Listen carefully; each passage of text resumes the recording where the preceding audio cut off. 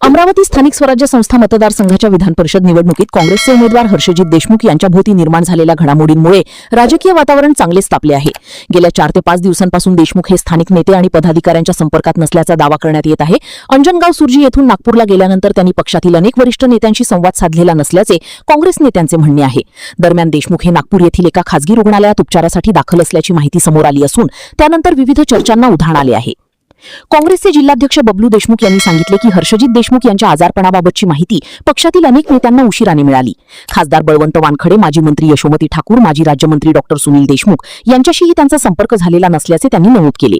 त्यामुळे कार्यकर्त्यांमध्ये संभ्रम आणि नाराजीचे वातावरण निर्माण झाले आहे।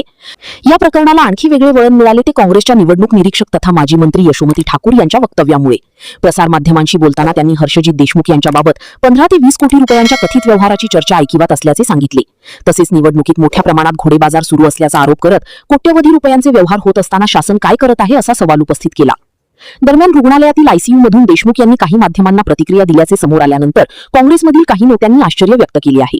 निवडणुकीच्या अत्यंत महत्त्वाच्या टप्प्यात उमेदवाराचा संपर्क तुटणे आणि त्याचवेळी अशा प्रकारच्या चर्चा सुरू होणे यामुळे पक्षातील अस्वस्थता वाढल्याचे दिसून येत आहे। मात्र या सर्व आरोपांना अद्याप कोणताही ठोस पुरावा समोर आलेला नाही। या सर्व चर्चांदरम्यान काँग्रेस उमेदवार हर्षजित देशमुख यांनी आपली भूमिका स्पष्ट केली आहे। गेल्या काही दिवसांतील धावपळीमुळे प्रकृती अस्वस्थ झाल्याने रुग्णालयात दाखल व्हावे लागल्याचे त्यांनी सांगितले।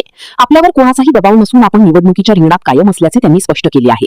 रुग्णालयात उपचार सुरू असतानाही डिजिटल माध्यमांच्या सहाय्याने मतदारांशी संपर्क सुरू असल्याचा दावाही त्यांनी केला। दरम्यान या घडामोडींमुळे काँग्रेसच्या प्रचार यंत्रणेवर परिणाम झाल्याचे दिसून येत आहे। अनेक कार्यकर्ते आणि पदाधिकारी संभ्रमात असून पक्ष नेतृत्वाने याबाबत स्पष्ट भूमिका घ्यावी अशी मागणी पुढे येत आहे। आता काँग्रेस प्रदेशाध्यक्ष हर्षवर्धन सपकाळ आणि पक्षाचे वरिष्ठ नेते या प्रकरणावर काय निर्णय घेतात याकडे अमरावतीसह राज्याच्या राजकीय वर्तुळाचे लक्ष लागले आहे।